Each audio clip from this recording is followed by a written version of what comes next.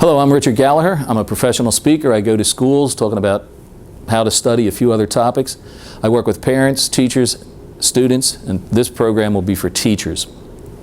If you'd like to contact me about a book or a program, you can check my website. It's studyskillscentral.com, and the email address is irishturtle without the last E at AOL.com. I do a program called 54 Ways to Review Material. I now have over 100, but it's still titled 54 Ways. I'm going to show you now how I conduct my classes. There's something called the 90-20-8 rule. How long can you sit and understand? About 90 minutes, if it's interesting. That's why movies are about 90 minutes long. How long can you sit and retain, sit and remember? Now tell the parents, figure about 1 minute of concentration for every year the child is on the planet. Meaning a 6-year-old will go for about 6 minutes, a 9-year-old about 9 minutes, 13-year-old about 13 minutes. By later high school, college adults, 20, 25 minutes. Basically, when the fidget set in, it's the body telling the mind that you need a break. So I have a 20-minute break. Now with teachers, they hold up a 20-minute card. Don't do that with the kids. They'll be concentrating more on the time. Get those little timers that we use for cooking, set it for 20 minutes. Once it dinks, stop and go over what you just went over. If you wait to the end of the day to ask the kids, what did you learn in school today? You remember the first couple things and the last couple things, and everything else in the middle just kind of gets lost. You need a lot of stops and starts. Now I can be like the Energizer Bunny and go on and on and on and on and on, and most teachers can. So you have to stop and give them time to process, go over what they just went over. And that can be done in a number of ways, written, out loud. Well, there's different learning styles. 90-20-8. Where's the 8 minutes come from? TV, commercials. We have been trained that we are literally stimulation junkies. Every 8 minutes, we're looking for something a little bit different. So every 8 minutes, I give the kids a commercial. Of course, it's an educational commercial, but you're going to get a commercial. Now, if I'm working with third graders, I'm going to pound into their mind over and over the times tables. So 8 minutes, they're going to say 6 times 8 equals 48. 8 minutes later, 6 times 8 equals 48. 8 minutes later, 6 times 8 equals 48. How long before they know that? End of the day. But even for a third grader, 6 times 8 equals 48 is just numbers out there. But I like mnemonic devices. Try repeating this.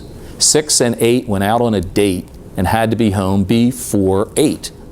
So 8 minutes, they say 6 and 8 went out on a date, had to be home before 8. 8 minutes later, 6 and 8 went out on a date. They'll pick it up very quickly. It's one way of pounding things into the long-term memory, painlessly. Another one that I like is every time they write their name on a sheet of paper, they write a fact.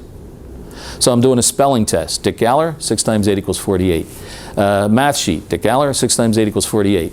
A composition, Dick Gallagher, 6 times 8 equals 48. Pounding it, pounding it, pounding it into their long-term memory. Another thing I like to do is have them write down the center of the page, W-I-L-T. W-I-L-T. Now they could write their name down the center, they could write the name of your school down the center, but this one, just write it down. And they make WILT, W-I-L-T. It stands for What I Learned Today. W-I-L-T, What I Learned Today. And then they make a acrostic up. Something that has a W in it, beginning, middle, end of it. Something with an I, beginning, middle, end, and they write that down. And have the kids share those out loud and see how many kids say the same thing. But there's all kinds of different acrostics that you can use with them. Let me give you one more. I'm going to tell the kids, this is the test you're going to take tomorrow. You can ask me any question about this test, but I will only answer it yes or no. And of course the kids are going to raise their hand, how many are on there? I said, yes, there's some on there. Ask a yes or no question. They'll say, is there a map on it? Is there true and false questions? Fill in the blank, multiple choice, yes, yes, yes, yes, whatever they are. And you will find out they go all over. One of the kids will say, does it count? My answer when a kid says, will this count, is this. I'm not going to answer that. If I answer that one, the next one they're going to say is, do I use pen or pencil? And if you say pen, oh, do I use blue ink, black ink, red ink? I got this one with orange and purple ink on it. No, no, no. There's an old thing, ask 3 before you ask me. If the 3 or 4 of you don't know this, then you can come up and ask me the question. But the yes or no, they will keep doing that until one of them falls onto content. And say you're doing the states and capitals.